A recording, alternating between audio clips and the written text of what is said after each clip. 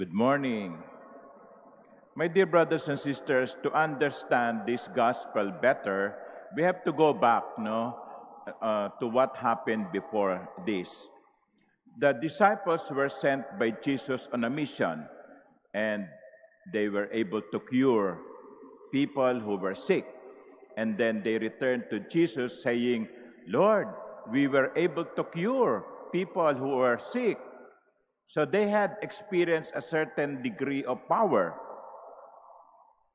And then here came the episode when they could not cure the boy possessed with the evil, with demon. And here they asked the Lord, why could we not drive it out? Why could we not drive it out? Medyo merong certain feeling of discouragement. Bakit hindi namin magawang pagalingin? No? Sa'yo, easy lang. Nagawa naman namin to before. Well, ang sagot ni Jesus because of your little faith. But the disciples, though it's not contained here, could have asked, but why we were able to do it before? No? We were successful before. How come we were not able to do it now? Is it lack of faith? Just lack of faith? Maybe this is an instance where the disciples are being reminded, you can do this only with my help. That would be Jesus' response. You can do this only with my power. I share with you my power.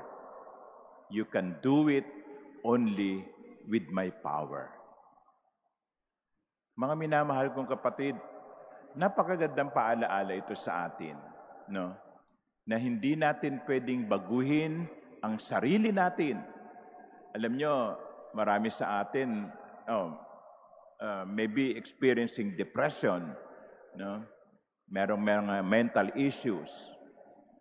Even priests experience depression because of so many reasons. We cannot change ourselves by ourselves. We cannot heal ourselves by ourselves alone. We can only improve ourselves with God's power. And so this morning, as we go through several issues in our personal lives, let us always say to Jesus, Lord, by myself, I cannot cure myself. I need you. I need your power. I need your grace.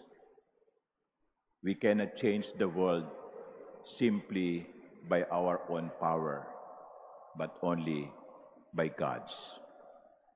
Amen.